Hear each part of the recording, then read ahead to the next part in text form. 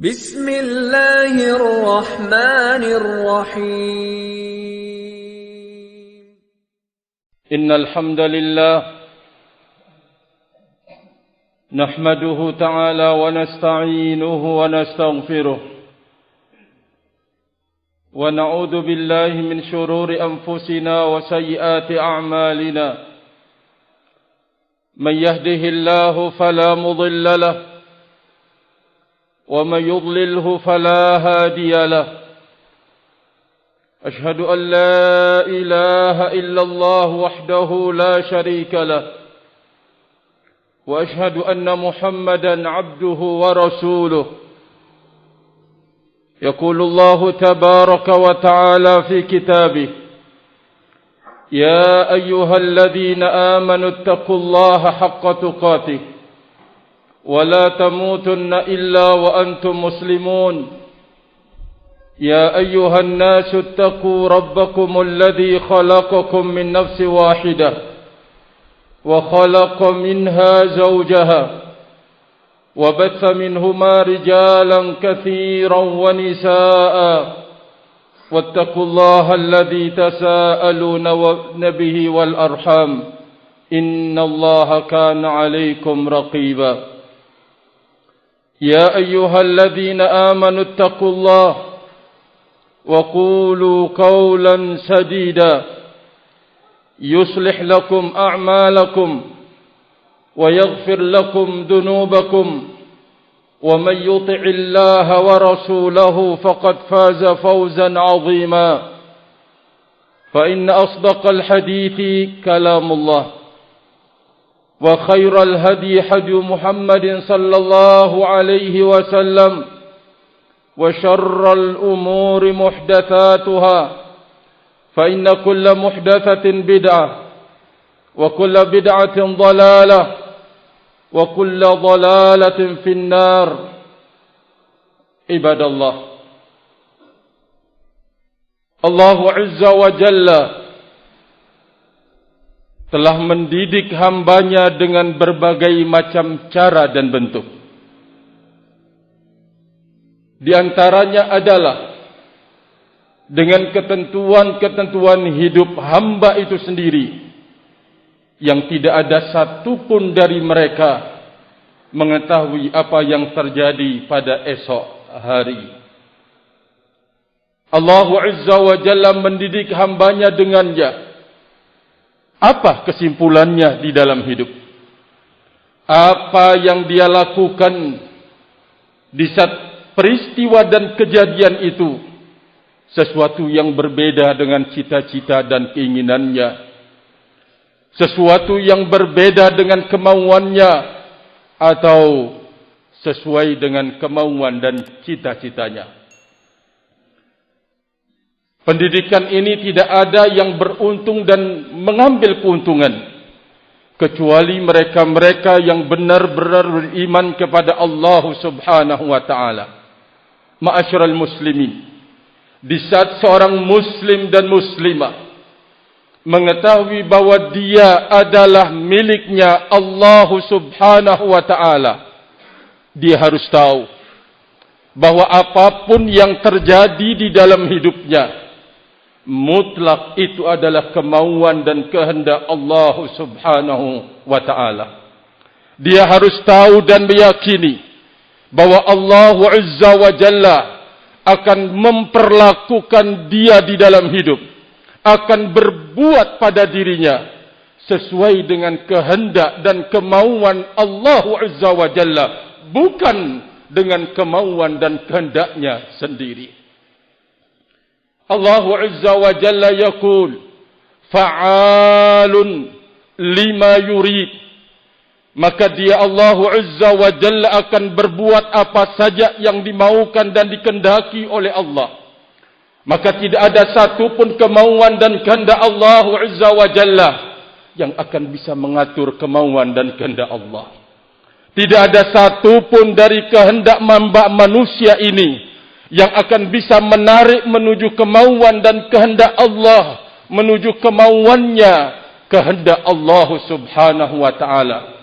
Tidak ada suatu saat dan suatu hari bahwa kehendak Allah Azza wa Jalla menyesuaikan dengan kehendaknya, atau dia mampu menolak atau mencegah kemauan dan kehendak Allah Azza wa Jalla. Itu tidak pernah akan terjadi, ma'asyiral muslimin. Rahimani wa rahimakumullahu jami'an. Maka oleh karena itu, disinilah letak keberuntungan orang-orang yang beriman kepada Allah. Bahwa apapun yang terjadi di dalam hidupnya, apapun peristiwa yang dia alami di dalam hidupnya, bahwa itu mutlak kemauan dan kehendak Allah Subhanahu wa ta'ala. Dengarkan apa yang disebutkan oleh Allah Subhanahu wa ta'ala di dalam firman-Nya. Wa ma tasha'una illa ayyasha Allahu innallaha kana aliman hakimah. Apapun yang kalian kehendaki dan maukan, semuanya itu akan terjadi dengan kehendak Allah Subhanahu wa ta'ala. Sesungguhnya Allah Azza wa Jalla Maha mengetahui dan Maha bijaksana. Wa ma tasha'una illa ayyasha Allahu Rabbul Alamin. Apapun yang kalian kehendaki tidak pernah akan terwujud dan terjadi kecuali bila Allah Azza wa Jalla menghendakinya sebagai Rabbul Alamin. Ibadallah, ini adalah sebuah kepastian yang terjadi di dalam hidup, sehingga kita tidak akan bisa dan tidak akan mampu untuk kemudian memaksakan kemauan dan kehendak kita di dalam hidup ini, karena semuanya harus sejalan dan sesuai dengan kehendak Allah Azza wa Jalla. Memang benar manusia itu punya kehendak, memang benar manusia itu punya keinginan dan kemauan, namun semuanya harus berjalan dengan kehendak dan kemauan Allah Subhanahu wa ta'ala. Artinya, apapun yang engkau kehendaki wahai hambanya Allah, apapun yang engkau cita-citakan di dalam hidup ini, apapun yang engkau inginkan untuk engkau perbuat, walaupun 100% engkau telah menyiapkan diri, walaupun 100% engkau akan mampu untuk mengerjakannya, namun kehendakmu itu tidak akan pernah keluar pada kehendak dari kehendak Allah Azza wa Jalla dan kemauannya, ya ibadallah. Oleh karena itu, dua ayat yang kita sebutkan tadi dalam surat Al-Insan dan surat At-Takwir, wa ma tasha'una illa ayyasha Allah, merupakan bantahan terhadap dua kelompok sesat di dalam agama. Tersesat di saat salah dan keliru memahami kehendak manusia dan kehendak Allah Subhanahu wa ta'ala. Golongan yang pertama disebut dengan Qadariyatun Nufat. Qadariyatun Nufat, mereka menafikan dan menolak adanya kehendak Allah Azza wa Jalla pada kehendak manusia. Bahwa manusia itu menurut pandangan mereka punya kebebasan, punya kemerdekaan untuk mewujudkan apapun yang mereka maukan dan apapun yang mereka kehendaki.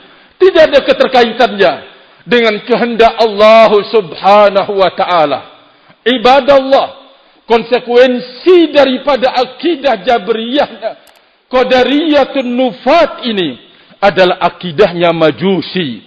Sehingga Nabi alaihi salatu wassalam menyebutkan Qadariyah Majusu hadhil ummah, majusinya umat ini.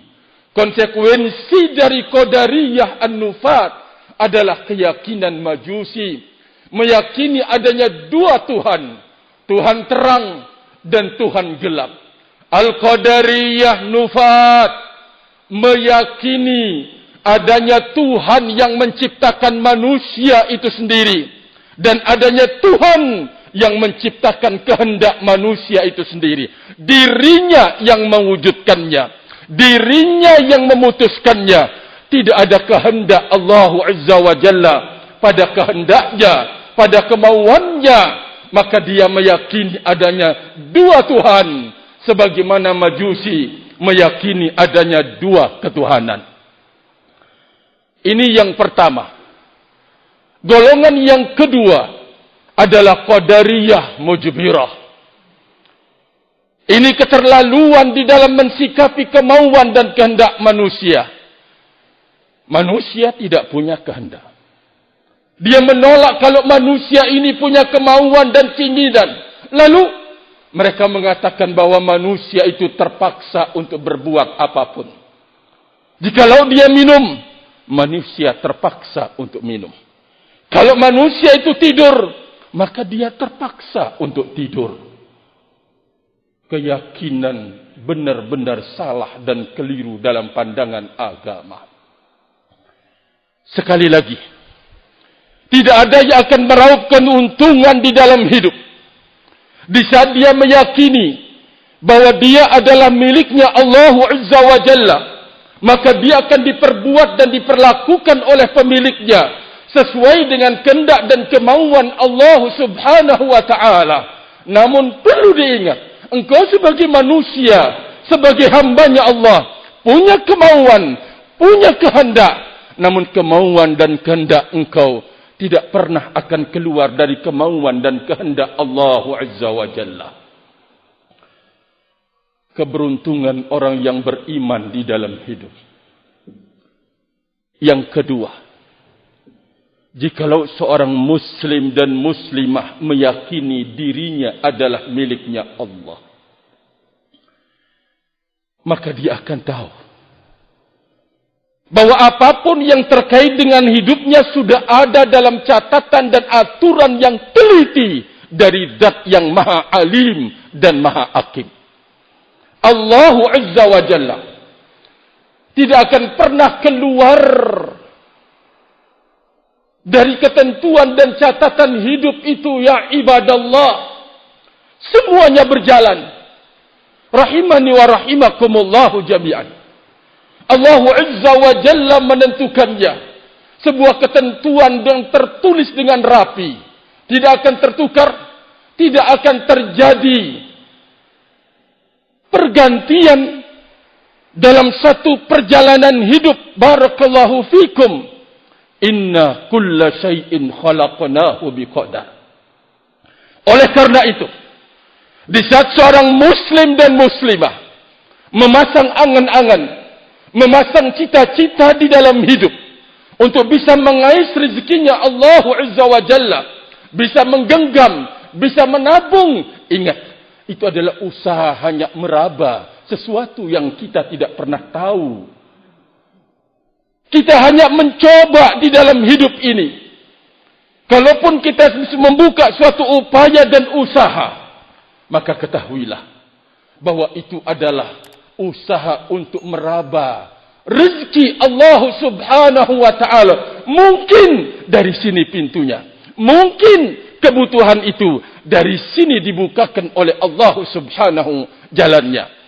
Kita tidak pernah akan sanggup untuk bisa memutuskannya atau memastikannya, ya ibadallah. Karena semuanya ada di sisi Allah Subhanahu wa Ta'ala ilmunya. Wa innallahi indahu ilmus sa'ah wa yunazzilul ghaitha wa ya'lamu ma fil arhami wa ma tadri nafsun madza taksibu ghadan wa ma tadri nafsum bi ayyi ardhin tamut innallaha alimun khabir.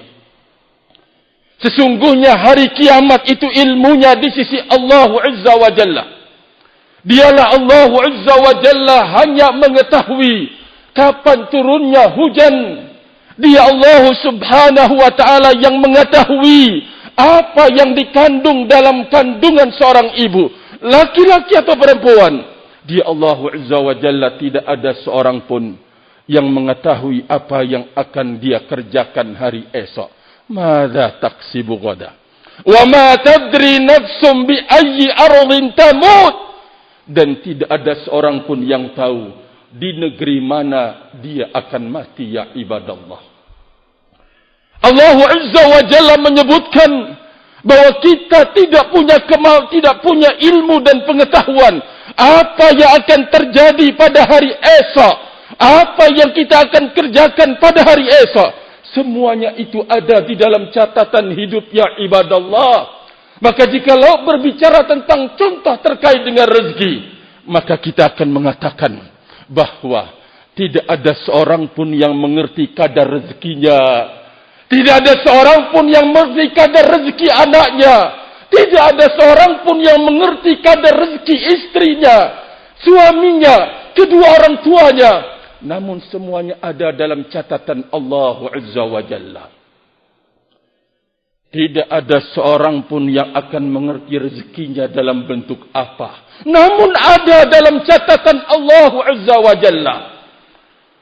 Tidak akan pernah ada yang tahu dari jalur mana dan jalan mana rezeki yang dia akan dapatkan di dalam hidup ini. Namun semuanya ada dalam catatan Allah Subhanahu wa ta'ala ya ibadallah. Semuanya mendapatkan sebuah garisan hidup yang sudah ditentukan kelengkapan hidup itu oleh pemilik hidup, yaitu Allah Subhanahu wa ta'ala. Berarti segala apa yang kita upayakan di dalam hidup ini adalah sebuah bentuk tawakal. Cita-cita dan angan-angan yang kita pasang padanya adalah untuk menggenggam rezekinya Allah.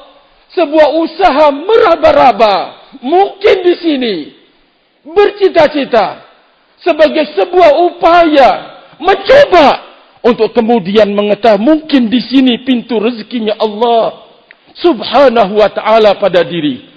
Tidak ada yang tahu ya ibadallah. Oleh karena itu, kalau demikian persoalannya, jangan kecewa, jangan marah, jangan meluarkan kata-kata kotor dan keji. Jangan sampai karena urusan dunia akan mengobrak-abrik persaudaraan hidup. Barakallahu fikum. Jangan sampai karena persoalan kecil dari dunia menghancurkan kehidupan antara suami dan istri, antara suami kedua orang tua dan anak-anaknya. Jangan sampai ya ibadallah. Jangan kecewa dan marah kalau sekiranya kita tidak sampai menggenggam apa yang kita maukan dan apa yang kita cita-citakan. Kalau kita tahu bahwa ketentuan itu ada di sisi Allah Subhanahu wa ta'ala. Kalau semua rahasia hidup itu sudah ada ketentuannya, disinilah letaknya agama Islam sebagai agama yang meluruskan hidup untuk menghadapi ketentuan-ketentuan yang kita tidak pernah tahu ya ibadallah.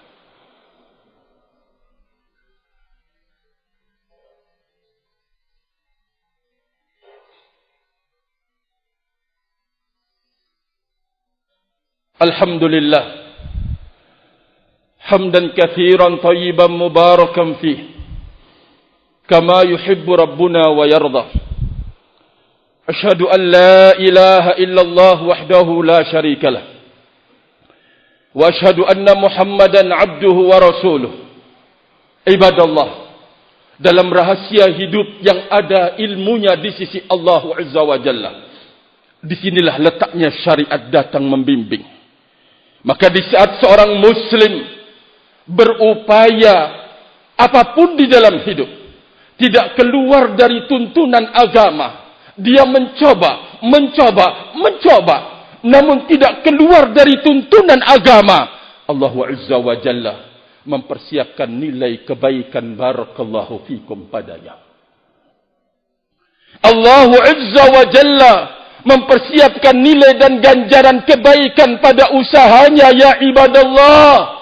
Di saat dia mengikat usahanya itu dengan syariat Allah Azza wa Jalla, membuka dari satu pintu ke pintu yang lain, pintu ke pintu yang berikutnya, namun dia selalu terikat dengan syariat Allah Subhanahu wa ta'ala, maka dia akan mendapatkan kebaikan dari sisi Allah Subhanahu wa ta'ala.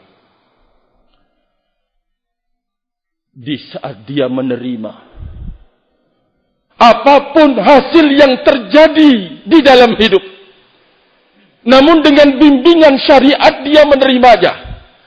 Ketika mendapatkan sesuatu yang dia senangi, dia mencoba untuk membuka pintu syukur pada hidupnya. Di saat dia menemukan sesuatu yang tidak sesuai dengan keinginannya, dia mencoba untuk memasang kesabaran pada dirinya. Kalau semuanya itu dihadapi dengan tuntunan agama, maka akan menjadi bernilai di sisi Allah Subhanahu wa taala, ya ibadallah. Jihad asil yang dia lakukan, di saat dia mengembalikan semua hasil usahanya kepada Allah Subhanahu wa taala, maka itu merupakan wujud tawakal sesungguhnya kepada Allah Subhanahu wa ta'ala. Maka Allah Azza wa Jalla akan menyiapkan kebaikan di dalam hidupnya dan akan mengganjar rahimani wa rahimakumullah, sehingga tidak ada sesuatu pun yang terjadi di dalam hidup apabila terbimbing menerima dan melaksanakannya dengan tuntunan agama, Allah mempersiapkan segala kebaikan di belakangnya, rahimani wa rahimakumullah. Wa in min syai'in indahu khazainuhu wa ma nunazziluhu illa biqadrin ma'lum. Kata Allah Subhanahu wa taala, tiada ada sesuatu pun kecuali perbendaharaannya ada di sisi Allah Subhanahu wa taala. Semuanya ada di sisi Allah, ya ibadallah. Wa ma nunazziluhu illa biqadrin ma'lum. Dan kami tidak pernah akan menurunkan rezeki apapun bentuknya kecuali biqadrin ma'lum, kecuali dengan kadar dan ketentuan yang sudah jelas. Kalau kita hadapi semuanya dengan tuntunan agama, dengan bimbingan agama, ketentraman hidup yang kita akan dapatkan, ya ibadallah. Wa inna ila rabbikal muntaha. Semuanya kembali kepada Allah Subhanahu wa taala. Oleh karena itu, Al-Imam Ibnul Qayyim rahimahullahu taala berpesan kepada kita bahwa kehidupan manusia ini berkonsentrasi, terfokus, berbolak-balik pada dua hal. Mari kita kaji untuk kita menemukan dan menjumpai. Yang pertama, kata beliau, bahwa manusia ini tidak akan pernah lepas, bahkan terbolak-balik hidupnya, bahkan terfokus dan konsentrasi pada dua hal. Yang pertama adalah ahkamul awamir dan ahkamun nawazil, yang terkait dengan hukum-hukum awamir, perintah-perintah, dan hukum-hukum nawazil, kejadian-kejadian besar di dalam hidup ini. Beliau menitipkan sebuah pesan. Setiap hamba itu butuh bantuan dan pertolongan Allah dalam hukum-hukum awamir, dan butuh kelembutan Allah Azza wa Jalla pada hukum-hukum nawazil, peristiwa dan kejadian yang terjadi di dalam hidup. Butuh hamba ini kelembutan Allah Subhanahu wa ta'ala. Dalam hukum awamir, pelaksanaan perintah-perintah di dalam hidup, butuh bantuan dan pertolongan Allah Subhanahu wa ta'ala.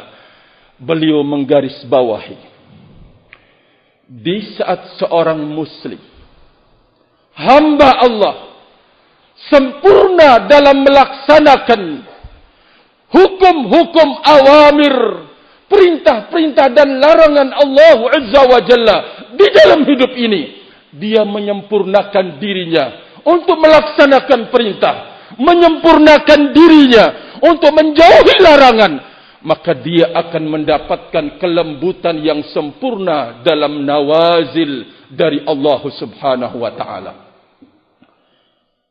Artinya bahwa apa yang kita hadapi di depan, ujian apapun di dalam hidup ini, Allah kaitkan dengan pelaksanaan perintah dan larangan Allah. Engkau akan bisa menggenggam keberuntungan besar, ya ibadallah, di saat menghadapi ujian besar yang turun. tergantung dari kemampuan engkau untuk melaksanakan perintah dan menjaga larangan-larangan Allah Subhanahu wa ta'ala. Beliau kemudian melontarkan sebuah pertanyaan. Lalu apa bentuk Lut? Kelembutan di saat nawazil itu turun. Beliau kemudian menjawabnya. Kelembutan Allah Azza wa Jalla. Di saat hukum nawazil itu turun. Kejadian peristiwa yang menakutkan, mengerikan di dalam hidup. Kelembutan Allah padanya yaitu. Allah tanamkan pada diri engkau kesiapan untuk menghadapinya. Allah tanamkan ketenangan dan ketenteraman padanya. Engkau tidak ittirab, goncang menghadapinya. Engkau tenang dan tenteram. Engkau mampu untuk menghadapi ujian dan cobaan sebesar apapun.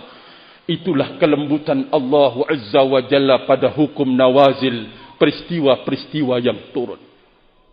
Namun ini adalah buah dari kemampuan kita mewujudkan hukum awamir di dalam hidup. Kita melaksanakan perintah, menjauhi larangan Allah Subhanahu wa ta'ala. Maka oleh karena itu, mari kita bersama-sama untuk menjaga hidup kita ini dengan sebaik-baiknya, dengan menjaga perintah-perintah Allah Azza wa Jalla, larangan-larangan Allah Subhanahu wa ta'ala. Disitulah akan turun nilainya, disitulah akan turun buahnya. Jikalau ridha, keridhaan hasilnya. Jikalau benci, sebaliknya kebencian yang akan diterima dari sisi Allah Subhanahu wa ta'ala. Kata beliau Al-Imam Ibnul Qayyim rahimahullah, wallahu ta'ala alam bissawab, wallahu ta'ala alam bissawab. Mungkin ini yang bisa saya sampaikan pada kesempatan kali ini. Semoga ada manfaatnya. Allahumma ighfir lil muslimina wal muslimat wal mu'minina wal mu'minat al ahya'i minhum wal amwat. Allahumma ahyina 'alal haqqi was sunnah. Allahumma ahyina 'alal islam was sunnah. Allahumma arina al haqqa haqqan warzuqna ittiba'ah wa arina al batila batila warzuqna ijtinabah. Rabbana atina fid dunya hasanah wa fil akhirati hasanah wa qina 'adzaban nar wa qina 'adzaban nar. Ibadallah, subhanakallahumma wa bihamdika أشهد أن لا إله إلا أنت أستغفرك وأتوب إليك والسلام عليكم ورحمة الله وبركاته. أقم الصلاة.